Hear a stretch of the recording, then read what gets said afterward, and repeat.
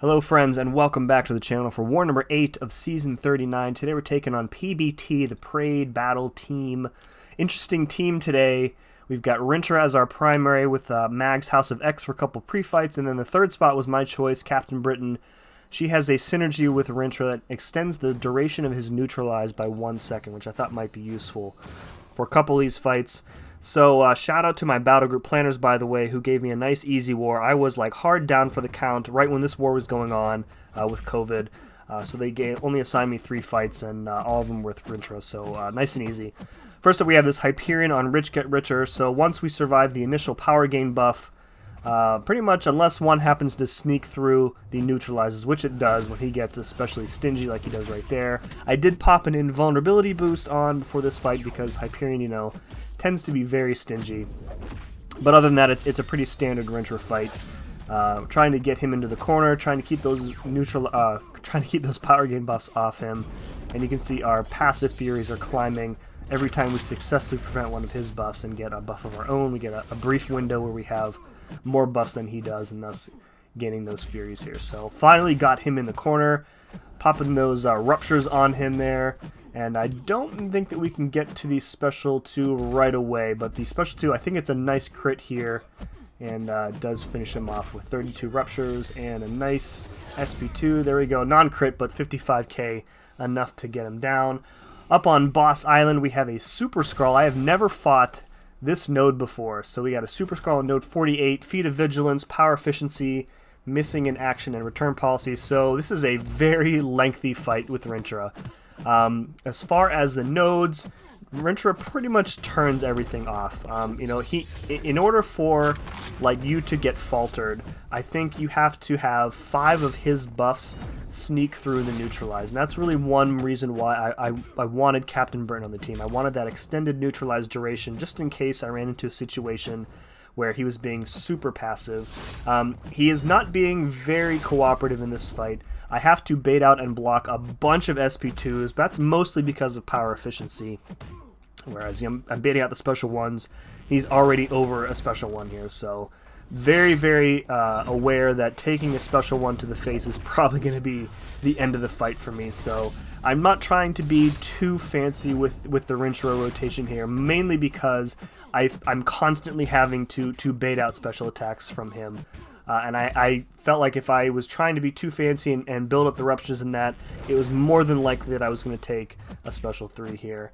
And I think I had already used up my invulnerability charges on this fight in the corner.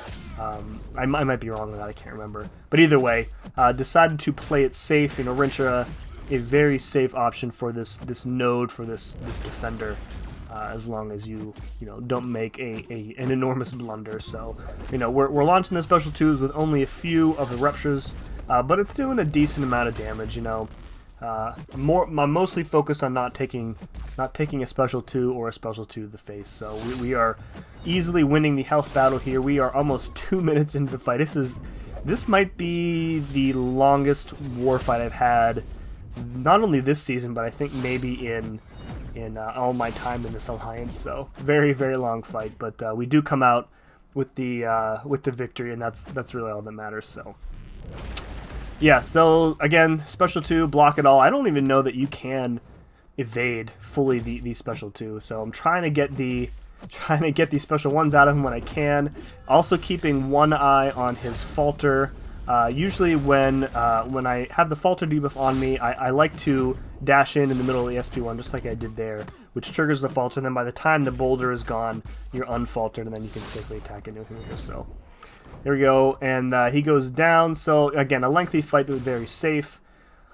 Last but not least, we got a HULKLING on node 54. Another very easy fight for Rintrah, much easier than the last one for sure, and a much shorter fight, I think, as well.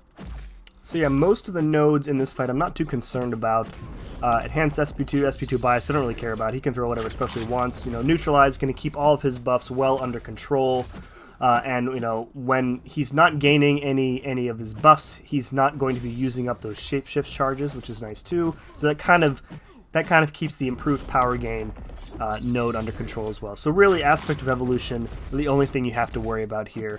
and that only comes into play really if the fight goes much longer than you want. So we are going to do the normal Rintrah rotation here in the corner. I think we get 30 ruptures up on this first special 2.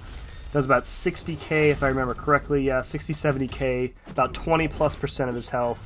I was running a power back boost because I didn't feel good at all, and I wanted to play very safe. So that second special 2 did not do nearly as much damage without the ruptures. So yeah, I think in hindsight I might have brought the synergy that lets Rintrah like recover some of those ruptures from the special 2. The increased neutralized duration for this fight doesn't matter. But it might have been important for the Hyperion fight, I guess, but, lesson learned, I guess. So this fight is about over, though. Shout out once again to my my war planners, Na and DLL, and the other officers for giving me a nice, easy war while I wasn't feeling good. Really, really appreciative of them looking out for me. So I think this special 2 should finish him off, and that will be the end of this war for me. There we go, and we did come away with the W, 3 kills, 0 deaths, and 6-2 record for us this season. So coming into these last 5 wars, we win a couple. I think we're in pretty good shape. So we'll have to see where stuff lands. Being near the top of the leaderboard, though, the matchups for these last few wars are going to be very difficult. I expect a lot of the top alliances to match us. So see what happens. Folks, remember to hit like, hit sub, all that good stuff, and as always, thank you very much for watching, and we'll see you again next time.